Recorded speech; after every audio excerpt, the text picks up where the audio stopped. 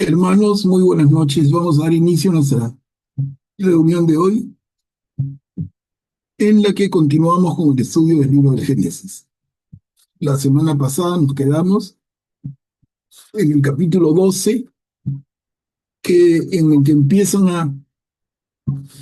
a intervenir Abraham, ¿no? Empieza a intervenir Abraham, pero vamos a verlo de manera mucho más clara y más definida hoy día.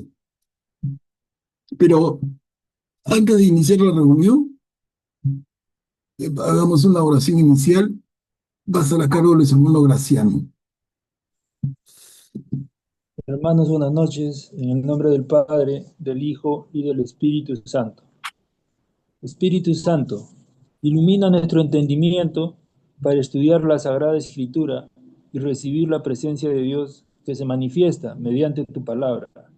Abre nuestros corazones para recibir el amor de Dios y que lo hagamos realidad en nuestras acciones de cada día.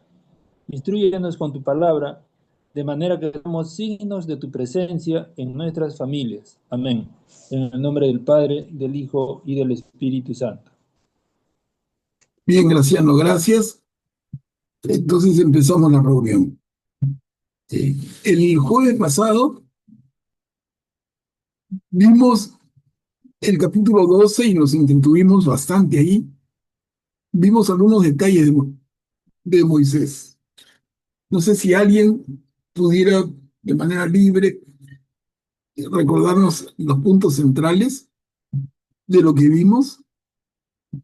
No nos presentaron de Abraham, perdón, que dijo Moisés. Nos presentaron a Abraham, hijo de Teraj, casado con Sarai. Vimos cómo Abraham sale con Sarai, su mujer, con su sobrino Lot, y con su padre Teraj salen de Ur de los Caldeos hacia Harán. Y hemos visto ya en el mapa dónde está Harán. Está en el norte, arriba de la tierra de Canaán, que luego, mucho tiempo después, sería la tierra de Israel. ¿Ok? Hasta ahí vimos cómo luego Abraham se separa. El padre de Abraham, Teraj, queda en Harán y Abraham con Sarai, su esposa, y con Lot, su sobrino, bajan de norte a sur y ingresan a la tierra de Canaán. ¿No? Hasta ahí vimos. Luego hay una hambruna en la tierra de Canaán, para variar, porque es frecuente esto, y esto ocurre porque es una tierra relativamente árida. No es como la Mesopotamia,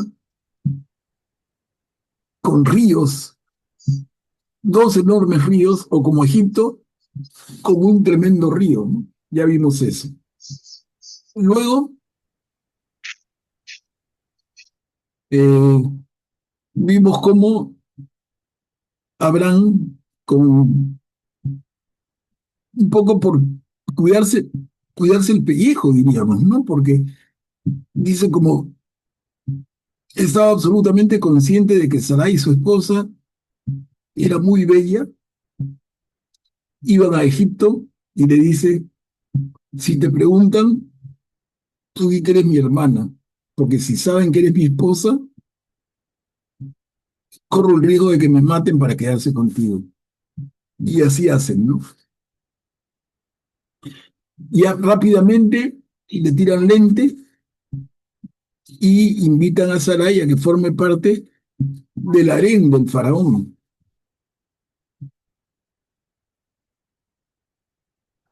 Y el faraón, ni bien se entera de quién era Sarai, la devuelve y con bienes como resarciendo a Abraham, le llama la atención fuertemente. ¿Cómo no me dijiste que era tu mujer?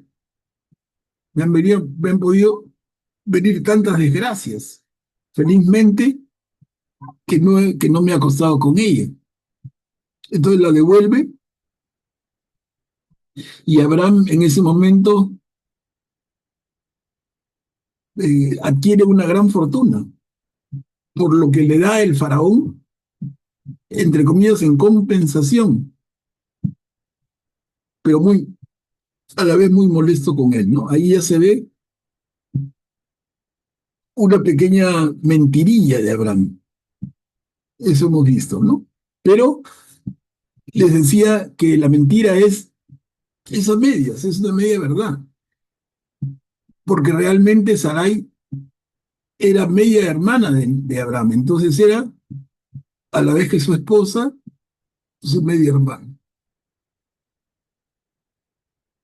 No sé, como puntos que tengo en la cabeza, no sé si le quieren añadir algo de lo que vimos.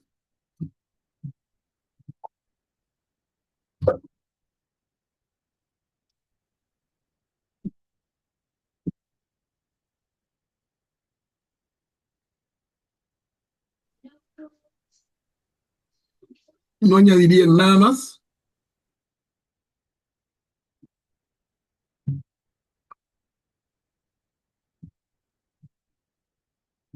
Bueno, entonces continuamos desde aquí.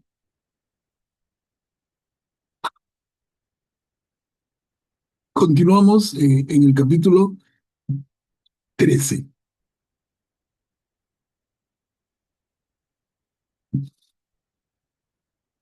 Son dos diapositivas. La separación de Abraham y Lot, su sobrino. ¿Quién puede leer?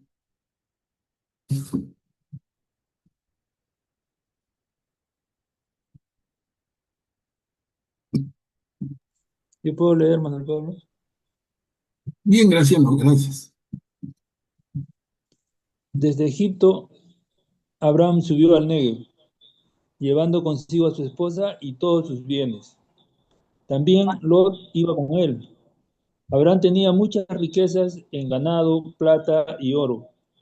Después siguió avanzando por etapas, desde el Negev hasta Betel, hasta el lugar donde había acampado al comienzo, entre Betel y Ahí, donde estaba el altar que había erigido la primera vez. Allí Abraham invocó el nombre del Señor. Lot, que acompañaba a Abraham, también tenía ovejas, vacas y carpas.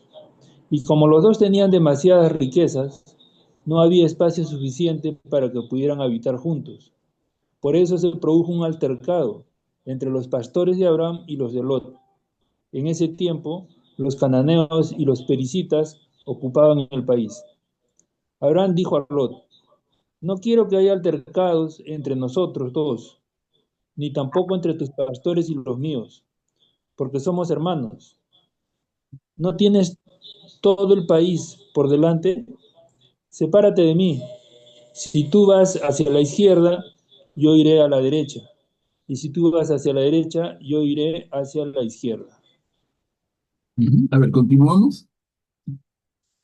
Lot dirigió una mirada a su alrededor y vio que toda la región baja del Jordán, hasta llegar a Zoar, estaba tan bien regada como el jardín del Señor o como la tierra de Egipto. Esto era antes que el Señor destruyera a Sodoma y Gomorra. Entonces Lot eligió para sí toda la región baja del Jordán y se dirigió hacia el este. Así se separaron el uno del otro. Abraham permaneció en Canaán, mientras que Lot se estableció entre las ciudades de la región baja, poniendo su campamento cerca de Sodoma. Pero los habitantes de Sodoma eran perversos y pecaban gravemente contra el Señor. Ok, gracias, Graciano. A ver, vamos a ver, ¿qué notamos aquí? ¿Qué nos llama la atención? ¿Algún comentario? Habla de varios lugares. Cuando regresa de Egipto, Abraham sube al Negev. Habla de Betel, ahí. Es cuestión de que tuvieran un mapa a la mano y lo fueran mirando, pero les digo como ubicación, Betel y Ai son dos centros poblados muy cercanos a lo que después sería Jerusalén. Ojo, ojo, ojo, Jerusalén en el tiempo de Abraham no existe, pero donde se localizaría después digamos, Betel y Ai, son muy cercanos, ¿no? Y nos cuenta el relato que hay un problema, un conflicto entre los pastores de Abraham y los pastores de Lot. Como estaban juntos, entonces los rebaños estaban juntos, y eso hace que Abraham le proponga a Lot separarse. Pero interesante cómo lo invita a la separación, es en el último párrafo de esta diapositiva. ¿Qué le dice Abraham a Lot? Le dice, somos hermanos. ¿Lo están viendo en la segunda línea del segundo párrafo? Somos hermanos. ¿Pero realmente son hermanos? No, Claro, ¿cuál sería la relación real de parentesco entre Abraham y Lot? tío y sobrino. Tío y sobrino, exacto, Julia, gracias. Pero sin embargo, miren cómo se refiere a Abraham, y no es que Abraham esté borracho, loco. Le dice, somos hermanos. Y eso refuerza lo que les había adelantado antes, de cómo en la cultura hebrea, israelita y luego judía, el concepto de hermano es mucho más amplio que el concepto que tenemos hoy. Nosotros somos hermanos porque venimos de una misma madre, un mismo padre, pero ellos eran hermanos en el sentido de pertenecer al mismo clan familiar. Entonces son parientes. Es decir, somos hermanos, es decir, somos parientes en el idioma que hablamos y en la forma en que hablamos nosotros. ¿Ok?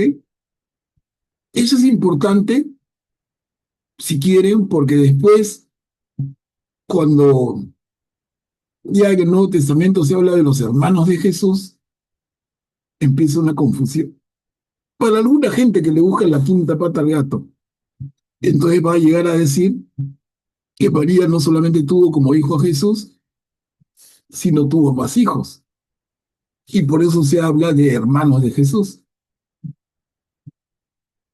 Pero aquí estamos entendiendo de que esos hermanos de Jesús, entre comillas, son parientes de Jesús. ¿Ok?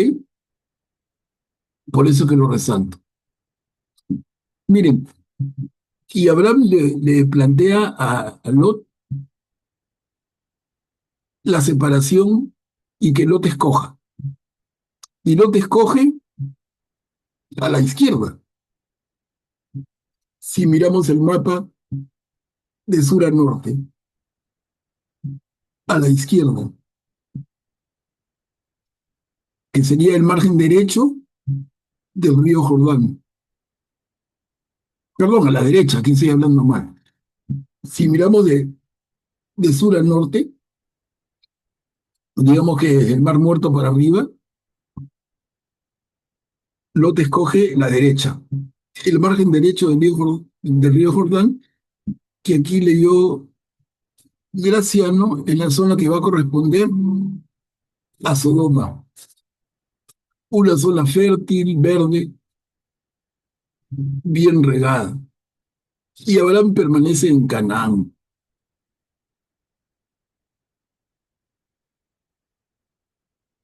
Y aquí nos adelantan en la última línea algo. Los habitantes de Sodoma eran perversos y pecaban gravemente contra el Señor.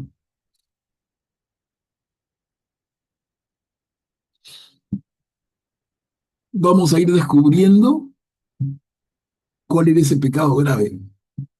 Aquí recién se anticipa el tema. A ver, hasta aquí, ¿algún comentario, hermanos, con toda confianza? ¿O se entiende todo?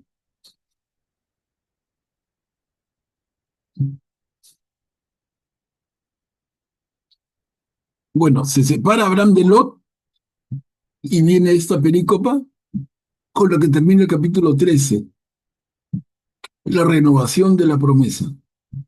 ¿Quién puede leerla? Yo lo leo. Gracias. Gracias, Verónica. La renovación de la promesa.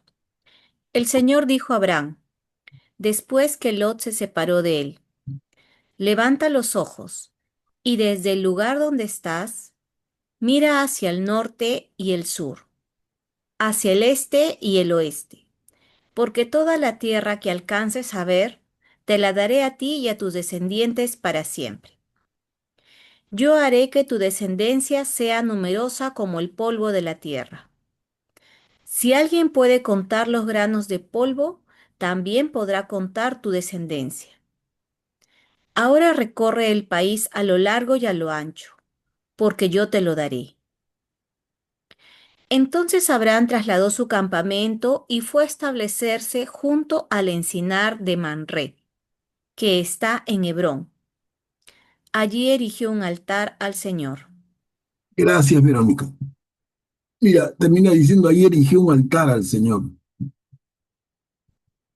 un lugar de culto. Pero, como ya adelantamos en una reunión anterior, el altar se refiere a un pequeño montículo de piedras, apiladas ordenadamente. No es un altar como lo entendemos hoy. ¿No? Entonces agarras piedras más grandes, más chicas, pones una sobre la otra y haces una pequeña pila de piedras y eso es lo que considera un altar.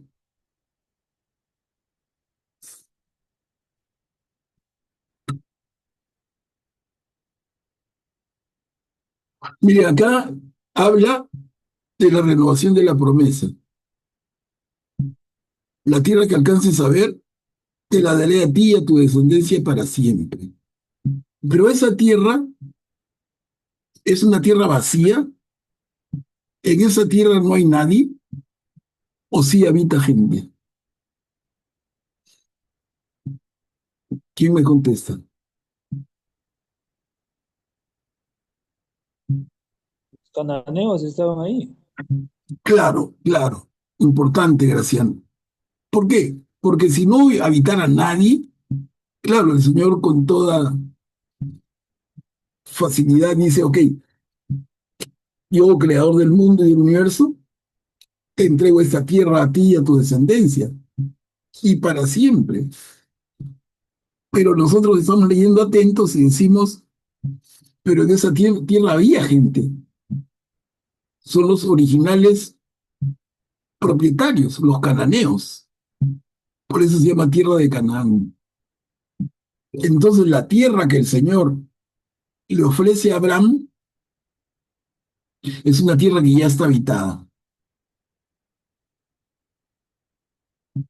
Acá hay un conflicto, ¿de acuerdo?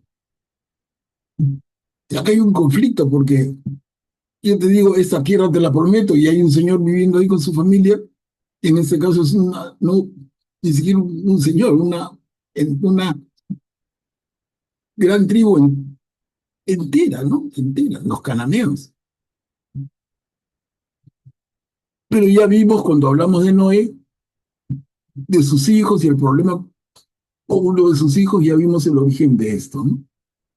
Augusto, adelante. Sí, buenas noches.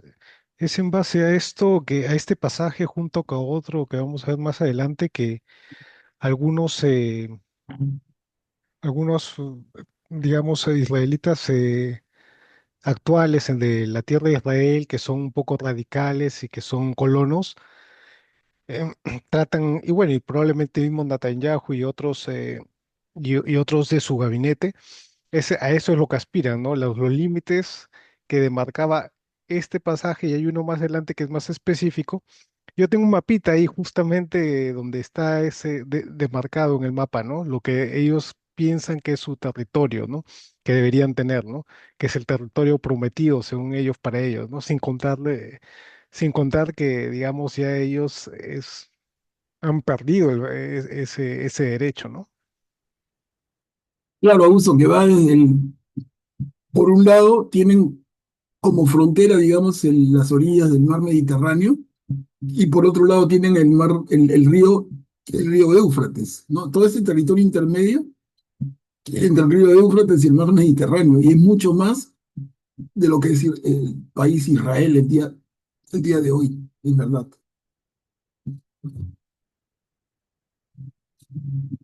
Bueno, aquí le hago mención a esto porque para subrayar ese concepto que ya adelantamos, ¿no? El problema de la borrachera de Noé, su hijo Cam, lo, lo que hace Cam, aparece Canaán. ¿Quién es Canaán? La maldición de Canaán. Canaán se va expulsado por su padre Noé, por su abuelo Noé, y forma esto que, miren, ocupa un espacio de territorio que luego sería la tierra prometida. Miren la relación que no se explicita. No se explicita para... Perdón, hay un eco. No se explicita para nada, pero cuando leemos atentamente hacemos la relación. Porque si no, les digo la gran pregunta que ya compartimos antes. ¿Por qué el Señor, con tanta frescura, por decirlo de alguna manera suave, le va a decir a Abraham: tú y tus descendientes ocuparán esta tierra que les doy, si esa tierra ya tenía dueño? O sea, el Señor mismo provoca un conflicto. ¿Cómo entendemos esto? Ya sabemos, ¿no? ¿Aquí algún comentario, hermanos? A lo que les comento, Augusto ha añadido, claro, que eso que dice, hasta donde ven tus ojos, eso va a ser la tierra que te prometo. Y hasta donde ven tus ojos son, por un lado, el margen del mar Mediterráneo, y por otro lado, del río Éufrates, ¿no? Es todo un margenzote, mucho más de lo que es hoy Israel. A ver, ¿alguien más? Una pregunta, Sí, he entendido mal, creo. Abraham no dice que no tenía descendencia, entonces ¿cómo el Señor le dice que multiplicará su descendencia? claro, todavía no la tiene, ¿no? No, O sea, si tú piensas en alguien, para hacernos fácil el tema, piensa en alguien joven que todavía no tiene familia, ¿no? Y se le ofrece: tú y tu descendencia poseerán, está hablando futuro, la descendencia que esa persona formará a partir de la familia que cree. ¿De acuerdo? Después Abraham, vamos a leer juntos, Abraham le va a reclamar al Señor: oye, ¿de qué descendencia me hablas si no puedo tener hijos? Eso viene un poquito después. Pero hasta aquí en el relato está bien, porque yo le puedo ofrecer a alguien: tú y tu descendencia, ¿no? Entonces su descendencia vendrá en el futuro. Vendrán hijos y nietos y la familia será grandotota luego de varias generaciones. A ver, avanzamos al capítulo 14. Acá encontramos dos diapositivas. La campaña de los 4 reyes. Eso es bien interesante, al margen de los nombres raros, pero es bien interesante porque va a aparecer en este capítulo 14 un personaje muy especial. Pero a ver, estemos atentos y lo comentamos. ¿Quién puede leer?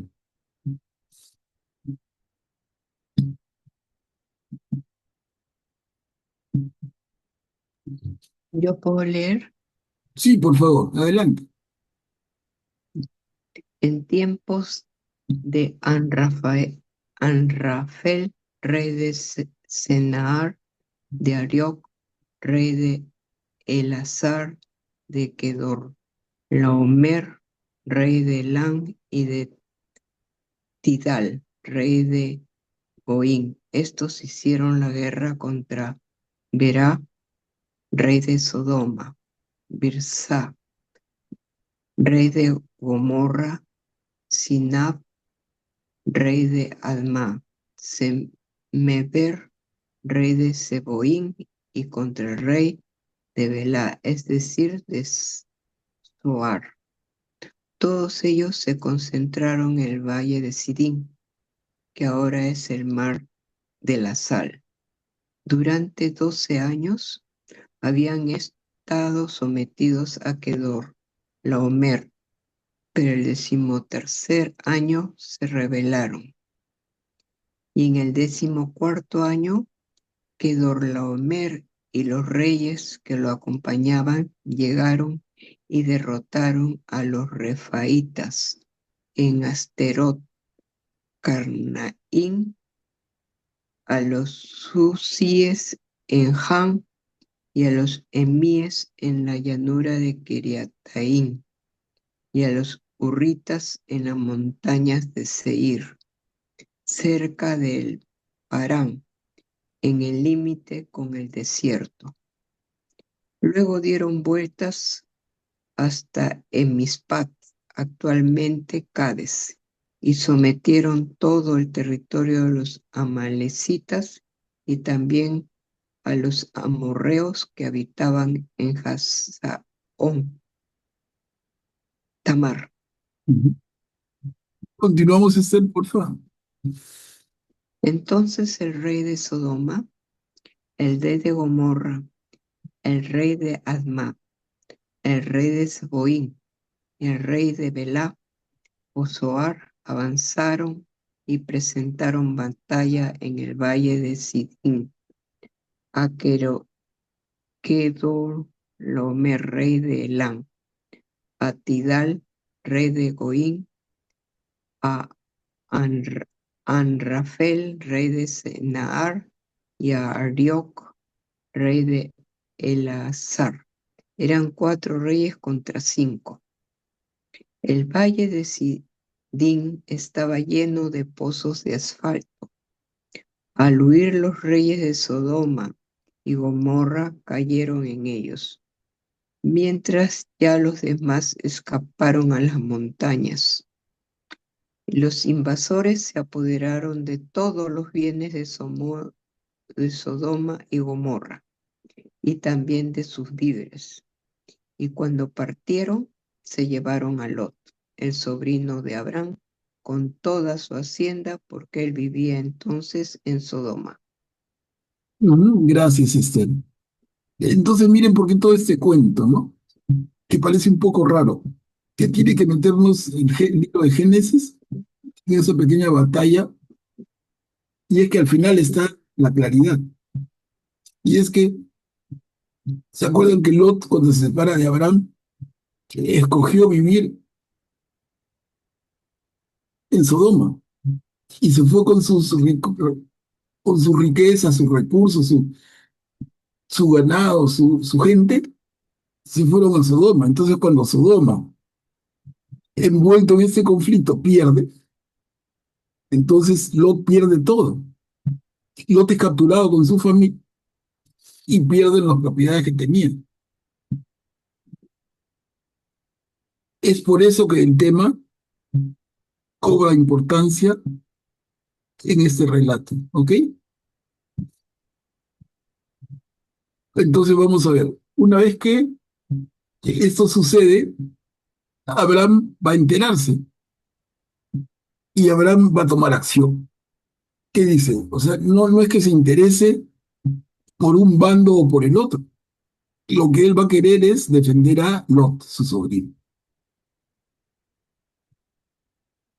¿Quién puede leer esto? El rescate de Lot. Yo puedo, yo puedo. Claro. Un fugitivo llevó la noticia a Abraham.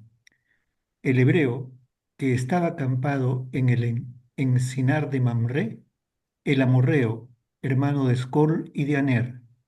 Estos, a su vez, eran aliados de Abraham. Al enterarse de que su pariente Lot había sido llevado cautivo, Abraham reclutó a la gente que estaba a su servicio, 318 hombres nacidos en su casa, y persiguió a los invasores hasta Dan. Él y sus servidores los atacaron de noche y después de derrotarlos, los persiguieron hasta Jobá, al norte de Damasco.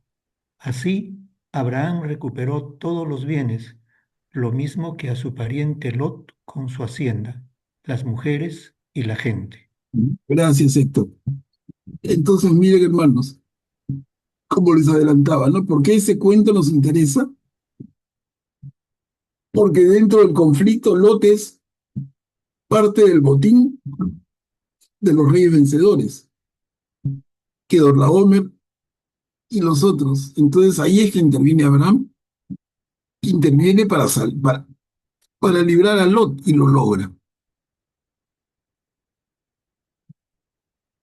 A ver, continuamos.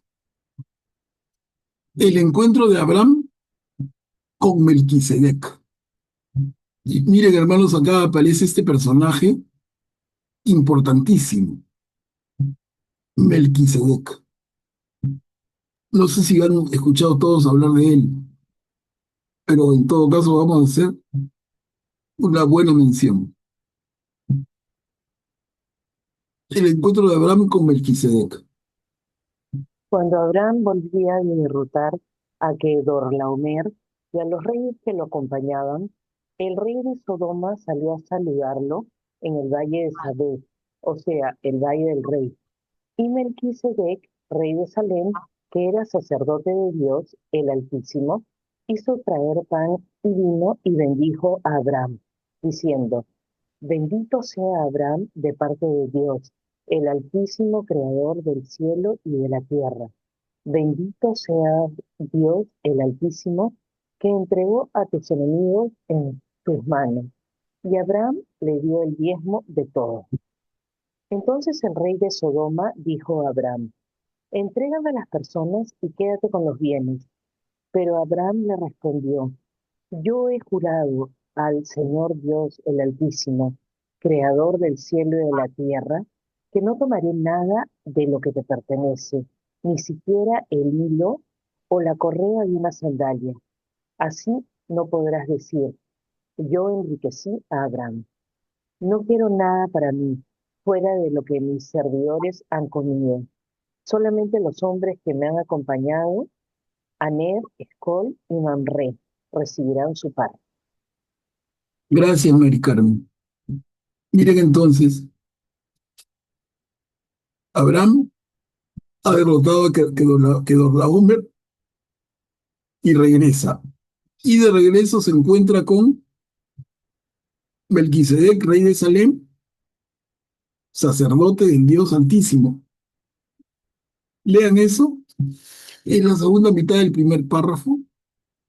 Les pido léanlo despacito, en voz baja,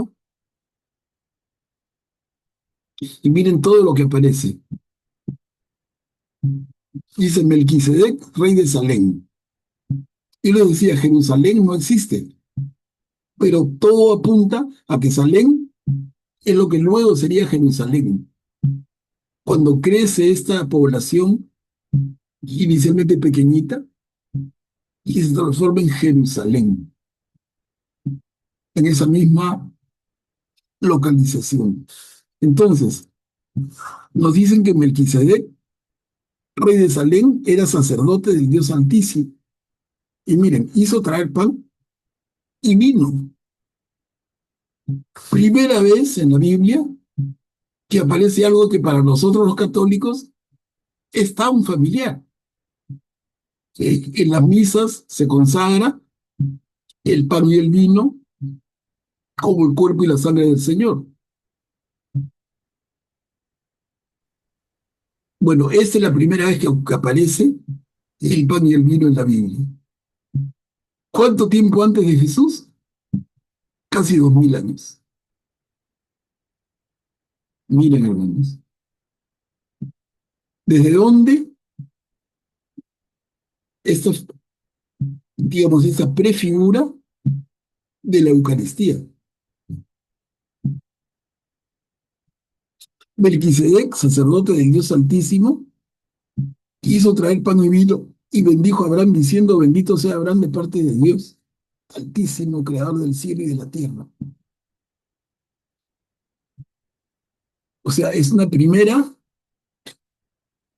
ofrenda eucarística, como prefigura. Y Abraham, dice el primer párrafo, le dio el diezmo de todo. También aquí, por primera vez, aparece el concepto de diezmo. Abraham, a ese sacerdote que sale y le ofrece pan y vino y lo bendice de parte de Dios Altísimo, a ese sacerdote, Abraham le da el 10% de todo lo que había ganado en esta batalla, en esta guerra.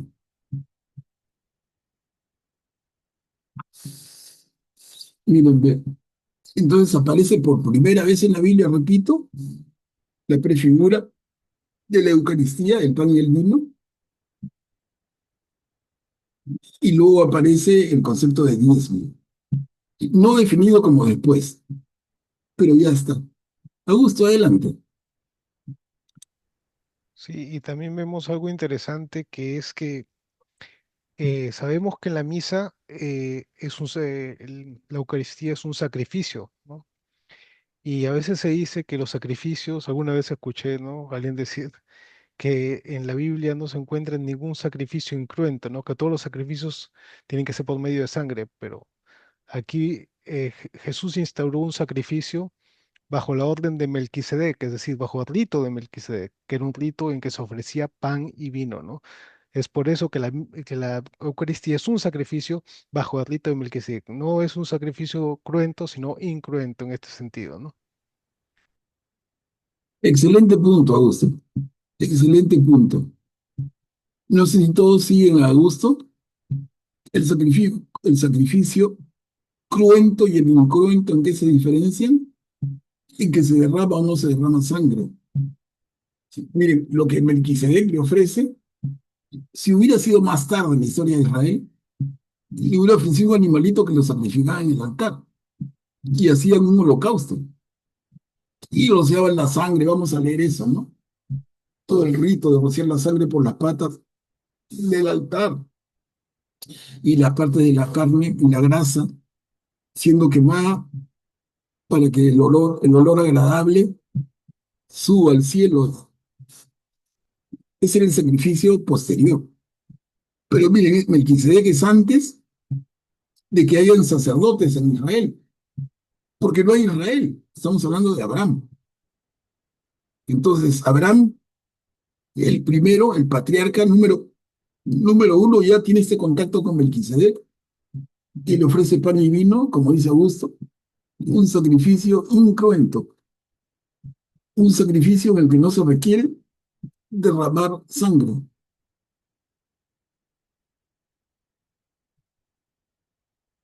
Entonces, ¿qué pasa después?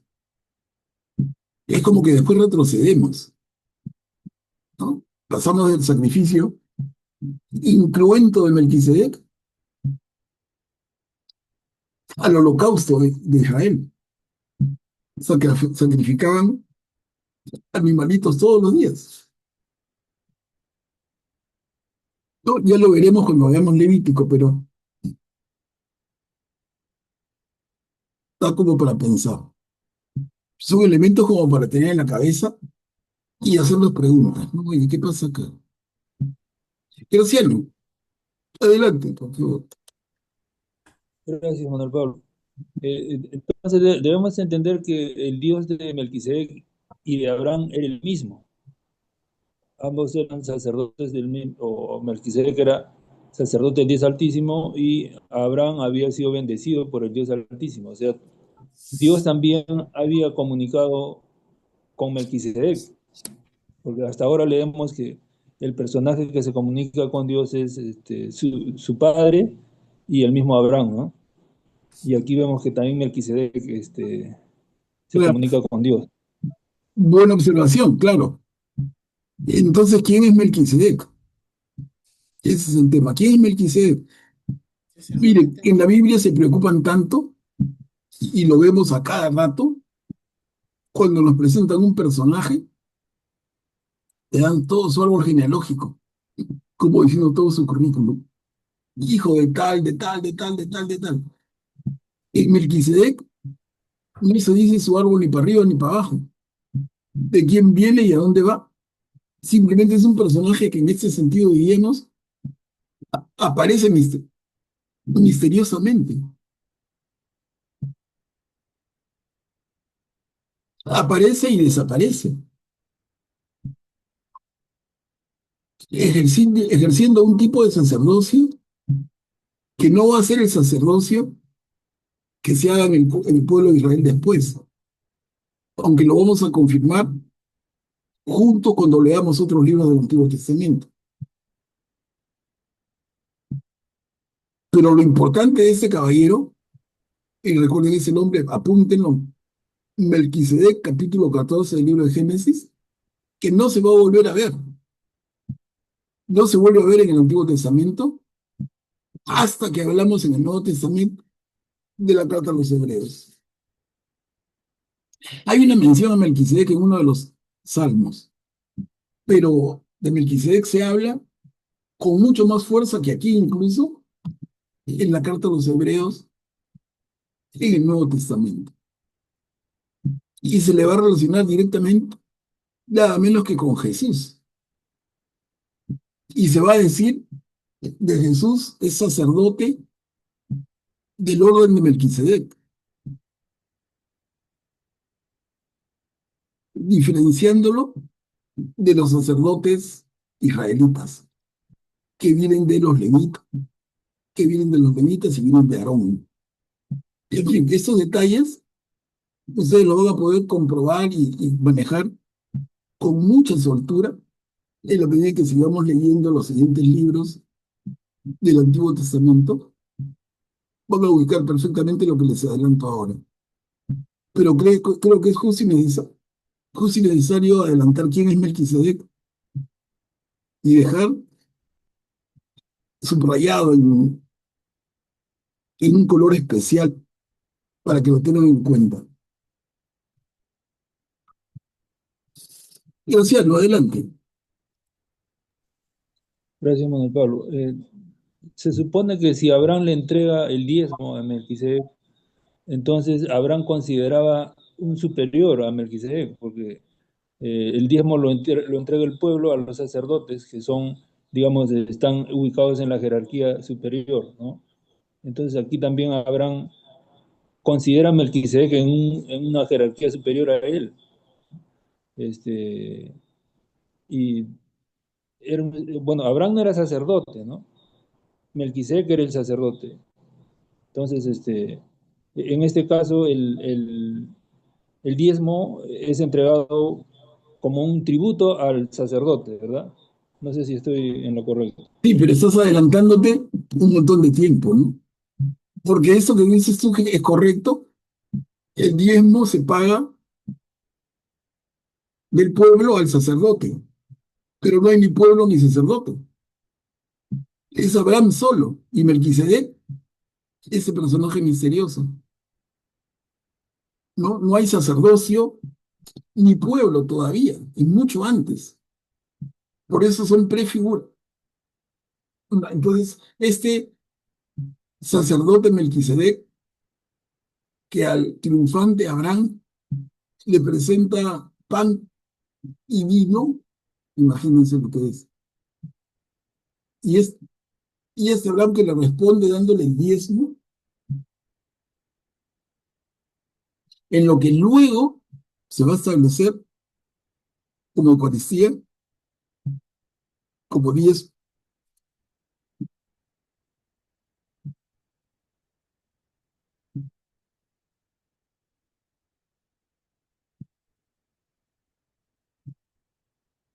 No sé, para todos le queda ya claro, por lo menos a este primer nivel, esa figura de Melquisedec.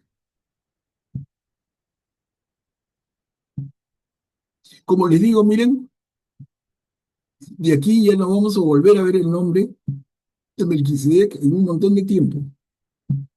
Y solamente cuando lleguen en el estudio del Nuevo Testamento a la carta a los Hebreos. Ahí se habla de Melquisedec.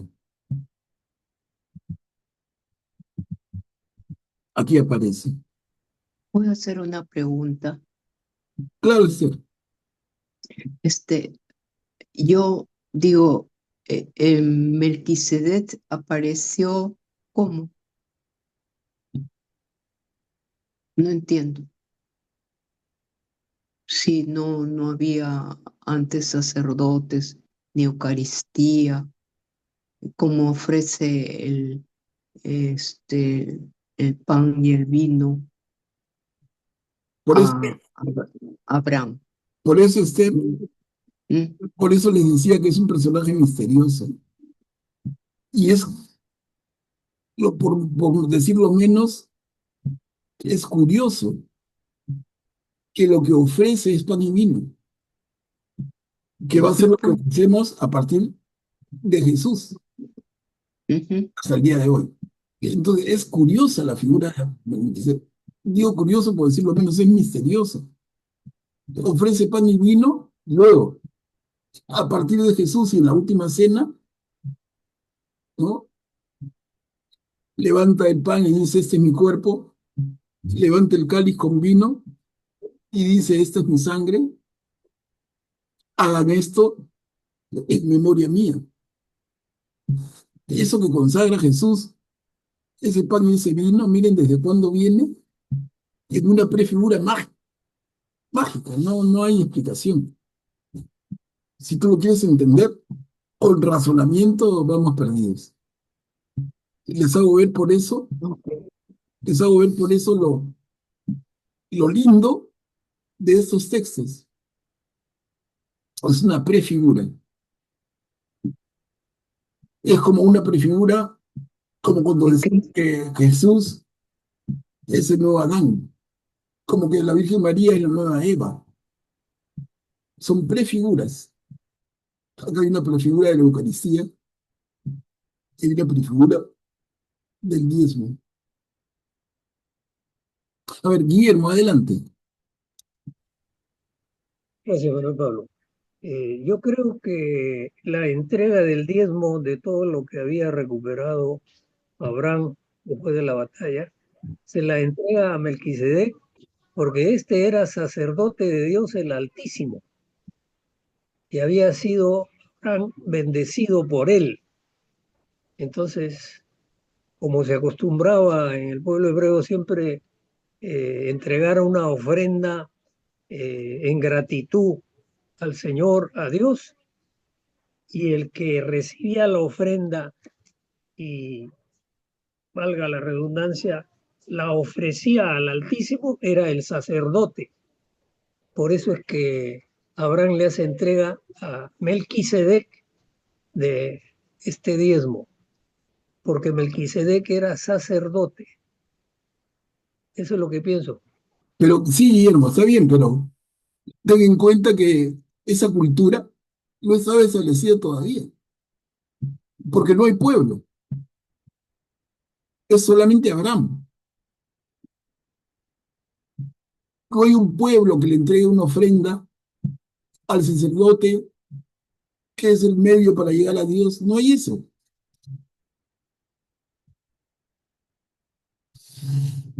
A ver, Augusto, adelante. Lo que quizás podríamos decir es que Abraham fue inspirado a darle el diezmo a este sacerdote del mismo Dios al que él profesaba, ¿no? Entonces, eso quizás podríamos decirnos, dado que no había digamos, una prehistoria de eso, lo que podríamos decir es que quizás Abraham se sintió inspirado a hacer eso, ¿no? Como una forma de honrar a aquel que sirve al mismo Dios, ¿no? Y es interesante porque el nombre de Melquisedec significa rey de justicia.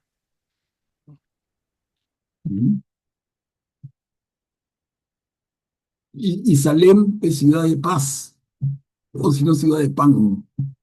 ¿No? Sí, sí, claro. Ahí pueden profundizar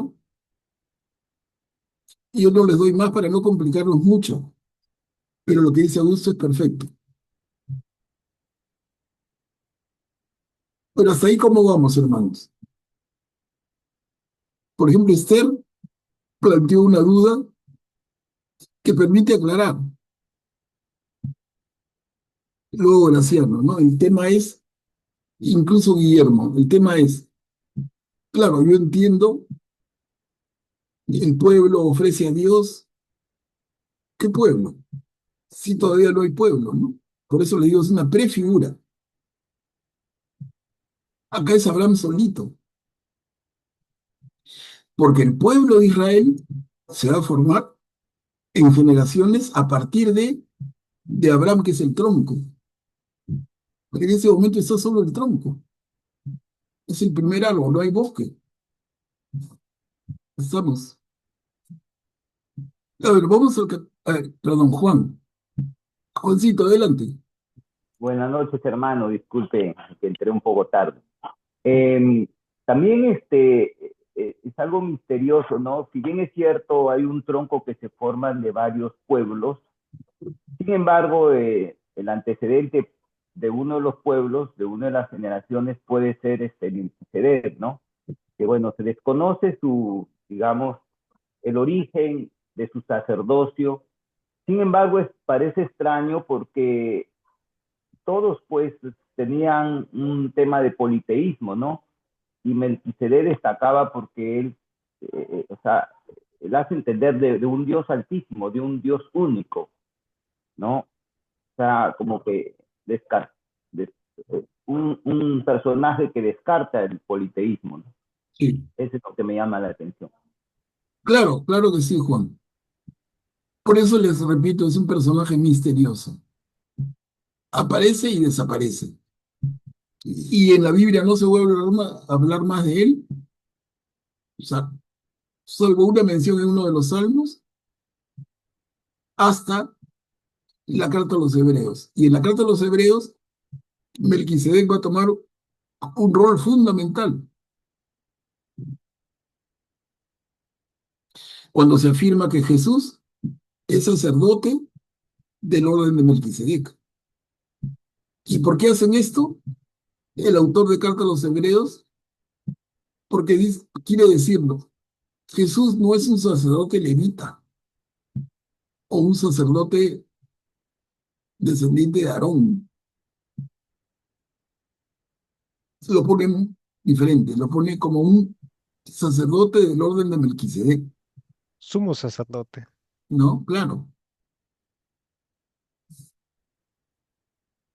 Acá estamos adelantando, pero les digo yo, más que nada, para que graben ese nombre y lo tengan presente y saben dónde aparece.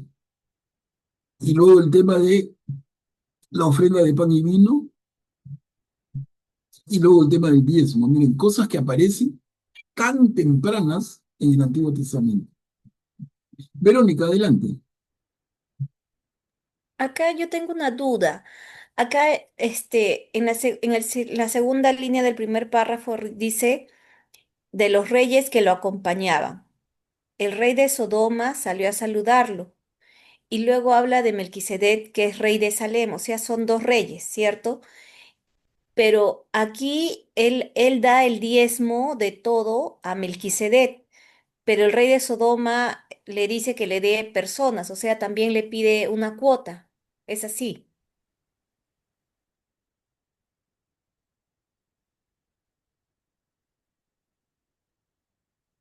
A ver, en el segundo párrafo dice, el rey de Sodoma le dice a Abraham, entrégame personas y quédate con los bienes, ¿no?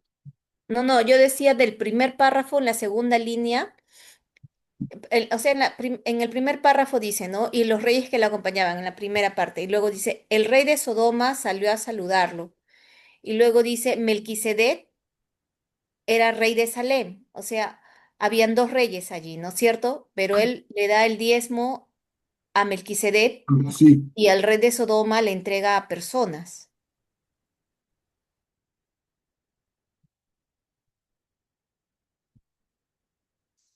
a ver.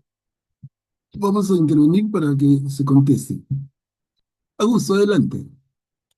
Sí, hay que recordar lo que hemos leído antes de esto, que hubo una guerra y el rey de Sodoma perdió y capturaron sus bienes y a las personas y las llevaron, incluyendo Lot. Entonces, cuando Abraham con un grupo tenía unos aliados también, se aliaron y enfrentaron por la noche y ganaron la batalla y recuperaron a Lot y los bienes de Sodoma, se los llevaron, ¿no? Ya tenían a Lot, salieron a recibirlos, Melquisedec y también el rey de Sodoma.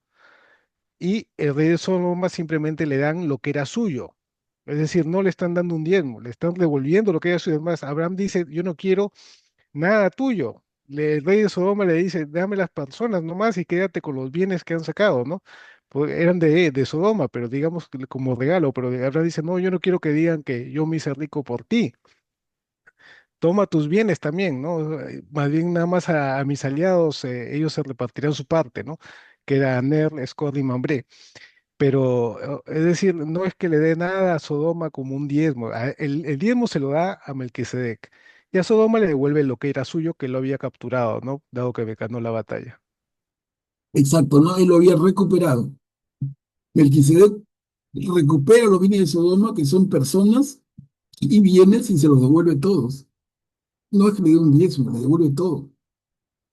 Por eso en el segundo párrafo de Verónica, dice Abraham le responde, yo he jurado al Dios Santísimo, creador del cielo y de la tierra, que no te tomaré nada de lo que te pertenece. O sea, lo que le pertenece al rey de Sodoma, se lo devuelve entero. Estaba, creo que Guillermo también. Guillermo, adelante. Gracias, Manuel Pablo.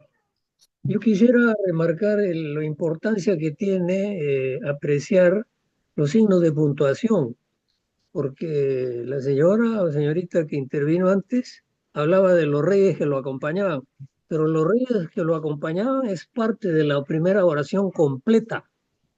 Y la primera oración completa dice, cuando Abraham volvía a derrotar a Kedorlaomer y a los reyes que lo acompañaban. Estos reyes que lo acompañaban eran los que acompañaban a Kedorlaomer. Claro, A los todos perdedores. ellos, a todos ellos los derrotó Abraham. Entonces el único rey que había era Sodoma. Pero aquí dice que Melquisedec era rey de Salem. Y Salem debe ser un territorio más pequeño que, como tú dices, es la cuna de lo que iba a ser Jerusalén después. Entonces, leyendo bien no hay confusión, me parece. Claro, de acuerdo. De acuerdo, pero vale, ¿no? Nos vamos ayudando y entre todos nos vamos aclarando. Eso es lo valioso. No sé, Verónica, si te queda la duda o algo de duda. No, no.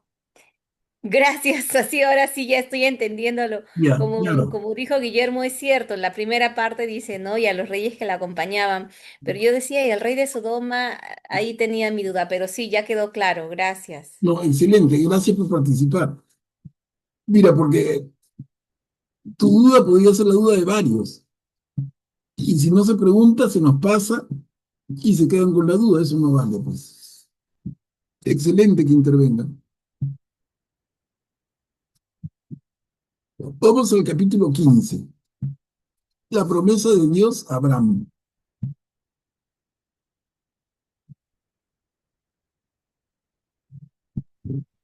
Después de estos acontecimientos, la palabra del Señor llegó a Abraham en una visión, en estos términos. No temas, Abraham, yo soy para ti un escudo, tu recompensa será muy grande. Señor, respondió Abraham, ¿para qué me darás algo si yo sigo sin tener hijos y el heredero de mi casa será Eliezer de Damasco? Después añadió, tú no me has dado un descendiente y un servidor de mi casa será mi heredero.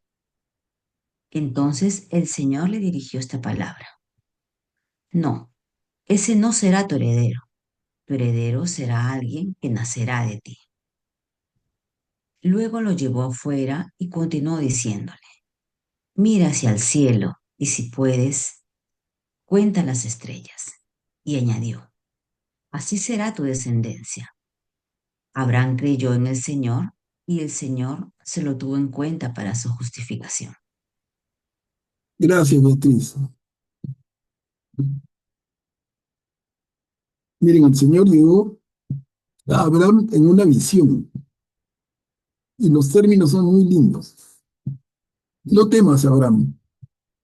Yo soy para ti un escudo. Miren esto. El Señor, Dios Padre, se presenta. Recordemos, recién está comenzando el proceso de la revelación, ¿no? ¿Qué es la Biblia? La Biblia recoge el proceso de revelación.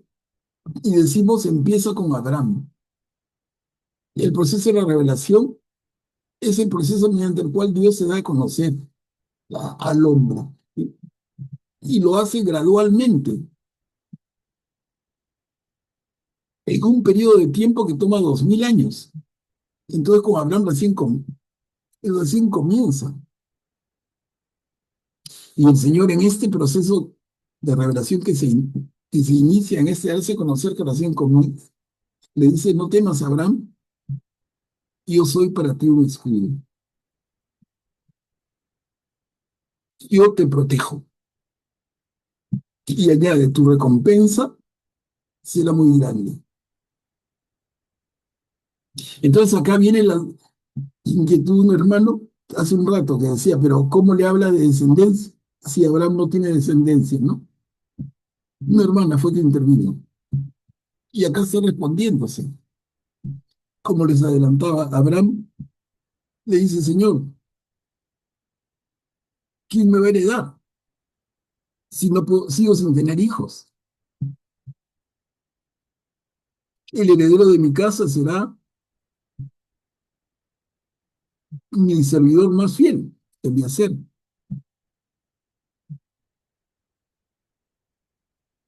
Y el Señor le dice, no, tu heredero será alguien que nacerá de ti.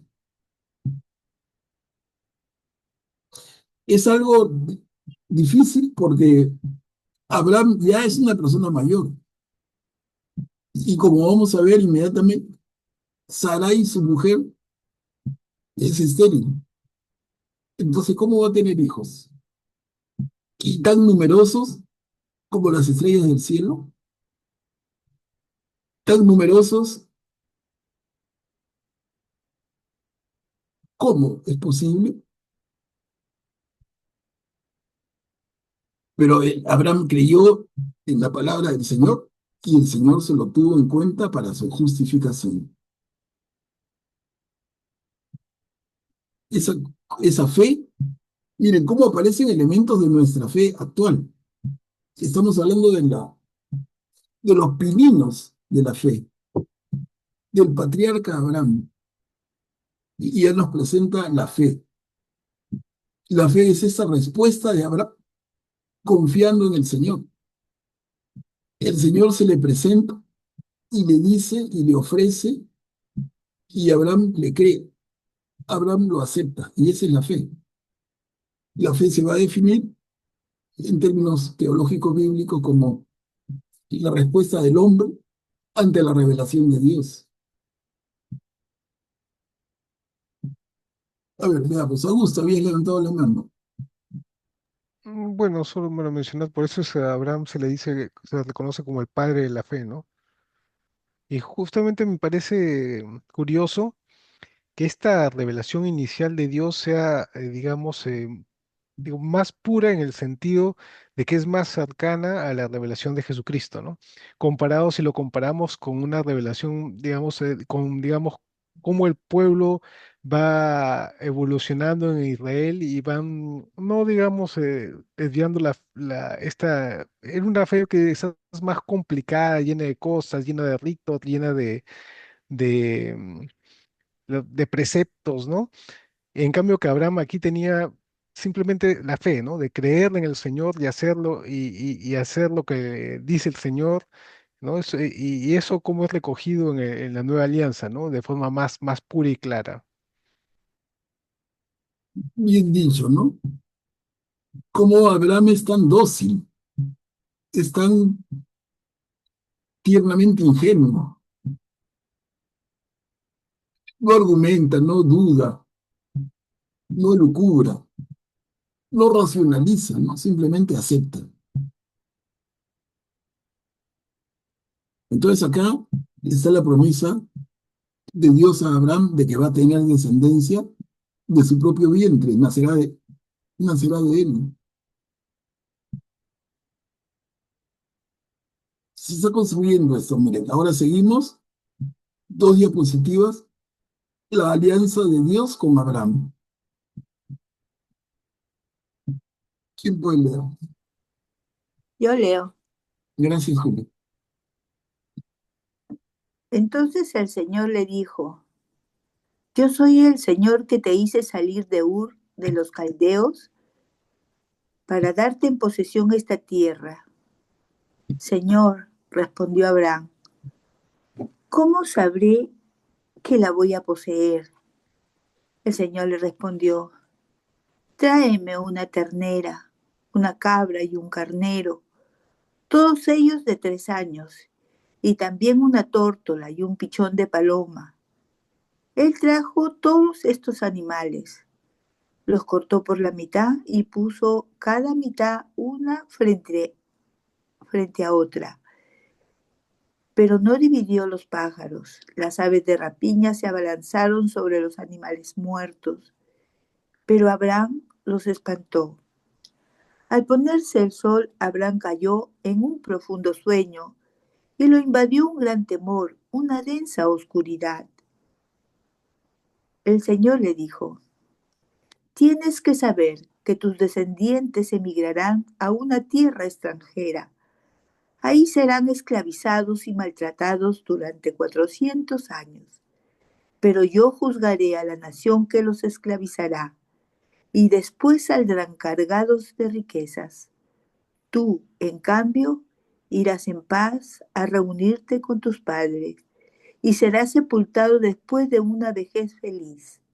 Solo a la 4ª generación tus descendientes volverán aquí, porque hasta ahora no se ha colmado la iniquidad de los amorreos. Ya ver, continuamos. A ver. Cuando se puso el sol y estuvo completamente oscuro, un horno humeante y una antorcha encendida pasaron en medio de los animales descuartizados. Aquel día, el Señor hizo una alianza con Abraham diciendo, yo he dado esta tierra a tu descendencia, desde el torrente de Egipto hasta el gran río, el río Éufrates. Los kenitas, los kenicitas, los cadmonitas, los hititas, los pericitas, los refaín, los amorreos, los cananeos, los girgasitas y los jabuseos. Gracias, Julia. Miren, hermanos, esto ya parece más raro, ¿no? Dios va a hacer una alianza con Abraham y le indica, tráeme estos animales que están ahí numerados, y Abraham los parte por la mitad. ¿Qué es eso? No sé si alguien nos ayuda. Una ofrenda, Pero más que una ofrenda, alianza. es una costumbre antigua. ¿Cómo se hacía un contrato? Se partía los contratantes partían un animal por la mitad y pasaban por el medio del animal partido. Y eso tenía un significado muy claro, y era aquella de las partes que incumpla el contrato, que termine como ese animal partido por la mitad. ¿Se entiende? O sea, ya más simbólico no puede ser. Parto al animal por la mitad, en 2 partes. El que no cumple el contrato, que termine como ese animal, partido en 2. Y hacen eso con los animales salvo con las palomitas.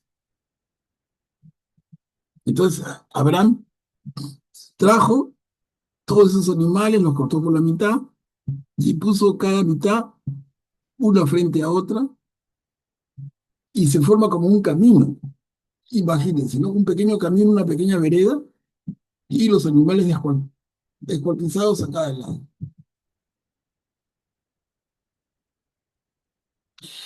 Entonces el Señor le dice a Abraham, el segundo párrafo, ya con Abraham en un profundo sueño. Pues es una visión de Abraham, ¿no? Tienes que saber que tus descendientes emigrarán a una tierra extranjera. ¿A quién se refiere? A Egipto. ¿Cuánto tiempo después? Allí serán esclavizados y maltratados durante 400 años. Efectivamente, es el tiempo que están los hebreos en Egipto.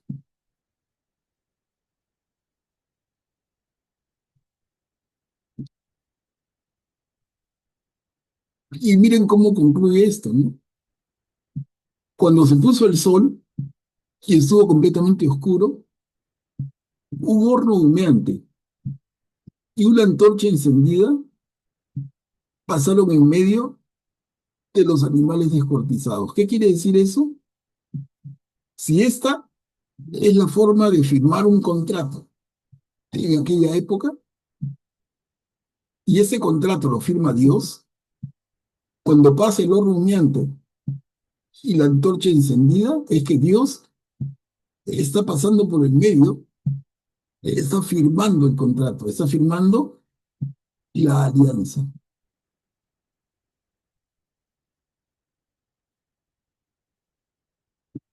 ¿Se entiende? A ver, vamos a dar la palabra. Graciano, adelante. Gracias, Manuel Pablo. Aparte de que le anuncia que sus descendientes van a estar 400 años esclavos en Egipto, también le dice que solo después de 4 generaciones volverán a la tierra prometida. De lo que puedo decir que cada generación corresponde a 100 años. Y de repente por ahí vienen las cantidades que vivían los padres, ¿no? Antes de Noé vivían 600, 800, 900 años, ¿no? Claro, No, no se sabe bien con exactitud qué no, significan todas Graciano. esas. Pero el cálculo no está bien porque van a ser 400 años en Egipto, no a partir de Abraham, sino a partir de los hijos de Jacob. Los hijos de Jacob van a estar 400 años presos en Egipto. Entonces la cuenta es más larga. No es desde Abraham, es de José y sus hermanos, los 12 hijos de Jacob, y su descendencia, ¿no?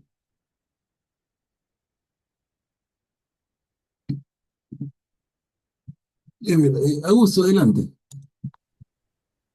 Eh, Eso me llama la atención del horno humeante, ¿no?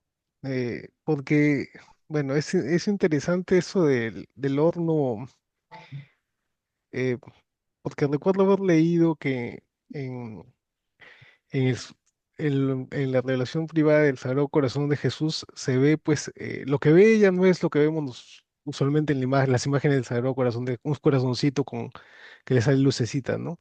Ella vio un horno, de increíble brillantez bronce, y en el medio se notaba una pequeña contorno de un corazón, al parecer un humano y en la posición correcta del cuerpo, pero era toda una cosa brillante, pero eso el artista no lo podía, digamos, dibujar, ¿no? Era una imagen que era muy abstracta y se hizo otra, ¿no? Pero ese horno humeante, que en otras partes de la Biblia también se muestra, es algo interesante, ¿no?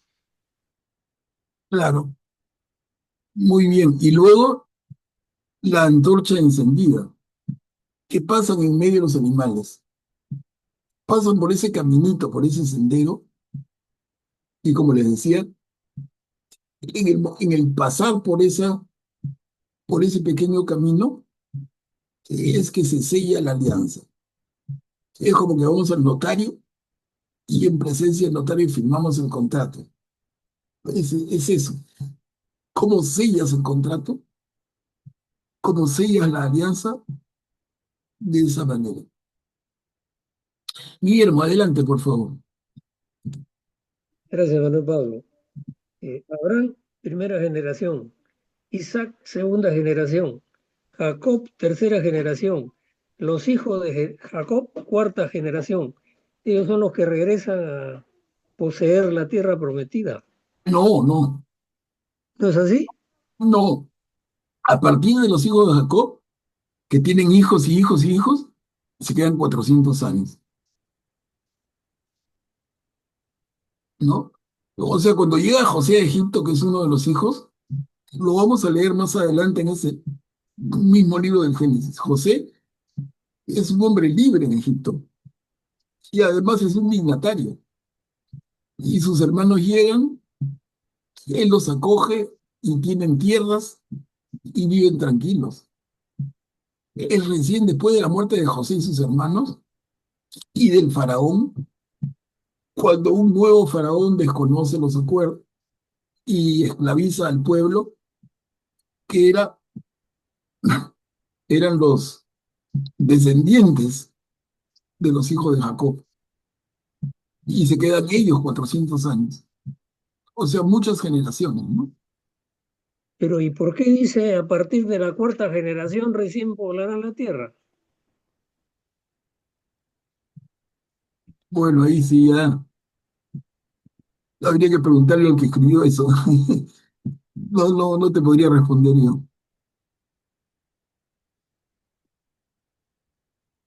Y las generaciones se cuentan de padres a hijos, no necesariamente por centurias. Claro, o sea, Abraham, Isaac es su siguiente generación, Jacob, que es Israel, es su siguiente, los hijos de Jacob es la siguiente, y a partir de los hijos de Jacob, cuando mueren la primera generación, van a contar los 400 años. Eso sí es segurísimo. Luego, ¿cómo interpretar las 4 generaciones? No, no lo he visto. Podría ser un tema de buscar, ¿no? Gracias. Diana, adelante. Gracias, Manuel Pablo. En esta perícopa tú has sintetizado lo que está en varios versículos, ¿no? No, es tal cual. Es tal Sí, cual la letra. porque en donde dice que Abraham cae en este sueño y es el que pasa Dios por ese medio, es el que sigue.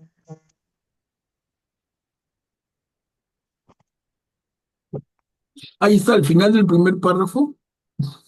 Abraham cayó en profundo sueño y lo invadió un gran temor. Ya, eso no lo podía leer, entonces eso lo hemos leído ya, ¿no? Sí. Ya, porque acá lo que a mí me llama muchísimo lo que tú estás enfatizando, ¿no? Que Abraham no pasó, sino es Dios quien pasó y está firmando ese contrato. Entonces, generalmente quien pasaba por ese contrato era la parte menor, ¿no? Abraham tendría que haber pasado, pero Dios le hace dormir y quien pasa es Dios mismo. Quiere decir que él asume las cláusulas de no incumplir el contrato, ¿no? De no cumplir el contrato. No, pero Abraham Y también pasa, pues. Cuando Abraham mata a los animales y los ordena uno al lado del otro, frente, él pasa primero. Él firma primero no, el contrato y después el señor, ¿en qué notaría está? Él se va a la notaría y firma. Pero el que va a conversar con el notario y preparan el documento, es Abraham. Y el señor va y firma, que es la segunda firma. Claro. No, no es que no, pero, Abraham firme. o sea, él no pasa por los animales. ¿Cómo no? Claro, hay ¿Quién? una alianza, hay un No, contrato, no, pero Diana piensa, ¿quién mata a los animales y los separa en mitades y arma el pero es camino? simbolismo por eso yo quería ver si es que lo que estoy pensando está bien. Por supuesto que hay la participación de Abraham, que trae los animales, que hace, que prepara todo, como le ha dicho Dios, ¿no? Pero al momento de que se queda dormido, quien pasa es él. Entonces, a mí me llama como para decir, quien está asumiendo todo, y en realidad va a ser así, pues, porque los descendientes de Abraham, al final, no guardaron esta alianza. Y entonces quien tuvo que pagar por estos pecados, o sea, que me pase a mí por los animales que está pasando, ha sido el Dios mismo, en Jesucristo, que ha sido el Cordero de Dios, que lo han partido, lo han crucificado, le han hecho Ya, ya, todo. ok, ok, ok. En eso, a eso yo Ya. no estoy diciendo que no es una alianza formal y que se hizo, no, no, sino que el hombre no podía hacer lo que no se puede hacer. O sea, Dios tenía que redimirnos, porque el hombre no podía. Entonces, Él es el que está asumiendo todo, ¿no? Como dicen, ¿no? Las cláusulas, todo lo malo, Él es Jesucristo el que lo ha hecho. Y hay otra cosa que me llama la atención, perdóname No, que dale. pregunte, sí, sino que eh, me llama la atención el que Abraham mismo, ¿no? Y su fe, porque cuando vimos a Noé, ahí sí en la misma Biblia dice que Noé era un hombre justo, perfecto entre sus contemporáneos. Entonces ya podemos ver algo de la personalidad de Noé, ¿no? O sea, era alguien muy singular. Lo que vemos en Abraham, pues no nos dice que era justo, es más bien era una persona que era ya anciana, 75 años, con muchas carencias, y la peor de las carencias era que no podía tener hijos y que justo murió su hermano y que seguramente se habrá sentido algo fracasado, ¿no? Ahora, ese todo es el móvil a que lo haga salir de su tierra, o sea, hay una forma de maduración, ¿no? Del personaje, ¿no? De estar viviendo siempre en familia, en la tribu, con su padre, que quizás él tomaba las decisiones y él no era cabeza de familia porque sus hermanos eran, pues, sí eran casados y él no. Perdón, eran casados pero no tenían hijos. Y él no tenía hijos, ¿no? Entonces, comparaba yo, o sea, reflexionando con la Virgen María, ¿no? Porque el sí de Abraham también es tan importante y cuando nos vemos con María también, una mujer también del pueblo, su sí es importantísimo en el plan de la salvación. Y, pero María pues era la que Jaritomene, la que tenía llena de gracias. Y ahí quería ver la, la definición de fe, ¿no? Porque yo de lo que sé es de que para tener fe uno tiene que tener la gracia y es la respuesta del hombre a la voluntad de Dios. O sea, quiere decir que Dios es el sembrador, el logos, la palabra es Jesucristo, que es la semilla, y esa lluvia, y esto lo dice en el catecismo, es el Espíritu Santo. Pero acá también esa gracia hizo mover a Abraham para salir a lo desconocido y a todas las aventuras que está pasando, ¿no? El hambre, el tirano, el faraón, después la guerra y todas las otras vicisitudes que va a pasar, ¿no? ¿Qué lo mueve a Abraham? O sea, para mí todavía no. O sea, ¿cómo se forja esa fe? Eso es lo que yo quisiera tener, ¿no? Claro, Eso quiero decir. es la fe de Abraham. Y vamos a irlo viendo. Todavía, Diana, nos faltan varios capítulos para entender a Abraham completo. Pero muy interesante lo que dices. Es muy valioso. Vamos a tenerlo en cuenta porque se nos vienen los próximos capítulos. Héctor, adelante. Sí, yo tengo una pregunta, porque creo que me he perdido algo por ahí, pero me hubiera gustado, ah, después de hacer esta pregunta, comentar algo el tema de la fe que ha mencionado la señora Diana Fuentes. Me parece una pregunta interesantísima, pero creo que ya no hay tiempo, de repente en la próxima reunión. La inquietud que yo tenía es, leyendo el primer párrafo, la tercera línea, dice, el Señor le respondió, tráeme una ternera, una cabra y un carnero, todos ellos de 3 años. ¿Tiene algún significado especial esto de los 3 años? Bueno, el número 3, hay que tener en cuenta la numerología judía, ¿no? Y los números tienen implicaciones. Entonces, 3 viene a ser el número de la Trinidad. 3 viene a ser el número de días que Jonás está en la panza de la ballena. 3 viene a ser el número para que Jesús resucite después de la crucifixión. Entonces, el número 3, también el número 7, el número 12. Hay una serie de números que en la numerología judía tienen su propio significado. El tema de la fe, sí, como tú dices, podemos tocarlo de entrada en la próxima con más tiempo. Graciano, adelante.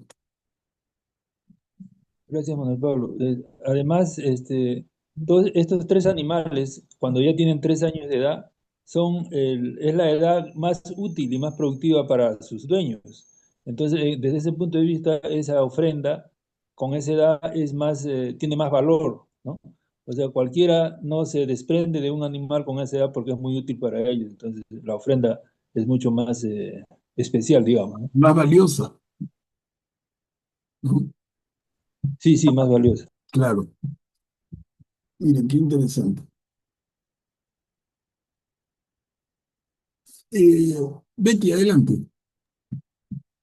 Manuel, yo quería hablar con referencia a la primera línea del primer párrafo que dice, yo soy el Señor que te hice salir de Ur de los Caldeos para darte posesión esta tierra. Y que hablábamos en los párrafos anteriores, las películas anteriores hablábamos de que no fue él, ¿no? Quien salió desde Ur, sino fue porque su padre lo había llevado. Entonces, como que yo lo veo más claro, que fue el Señor quien suscitó en el papá de, de Abraham para que esto sucediera, porque por ser él el jefe de familia, ¿no? Como también mencionó Diana, ser el jefe de todos, ¿no? De los hermanos, y que casualmente pues también Abraham no tenía ni hijos, ¿no? Entonces como que tenía que seguir siendo obediente a su padre, ¿no?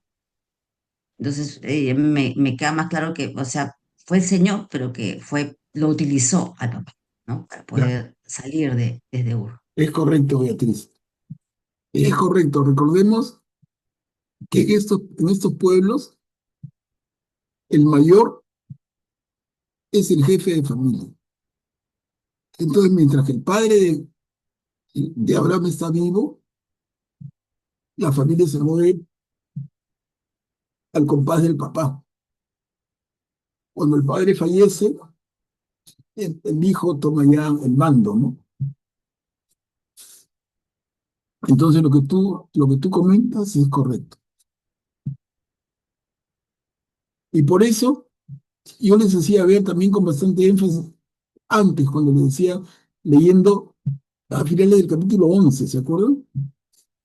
Que Teraj sale con su hijo Abraham, con la esposa de él, Sarai, y con el sobrino, hijo del hijo muerto de Teraj, salen hacia Harán. Y les decía, fíjense, porque luego vamos a ver algo, entonces ahí está. Como estamos en una lectura tan lenta, tan detenida, y para entender todo lo que podamos, no, y en buena hora. Y en buena hora que salgan preguntas, dudas, inquietudes, en buena hora. Y la idea es ir aclarándolas juntos. Como les digo, este es un grupo de estudio, ¿no? Yo encantado, como que los convoco, organizo el material, pero tenemos que hacer la cosa entre todos. Acá no hay un experto que da las respuestas para todo el mundo. Entonces, por eso es que es interesante que ustedes investiguen por su cuenta y aporten elementos en las reuniones, como que se produce. Y varios de ustedes aportan un montón.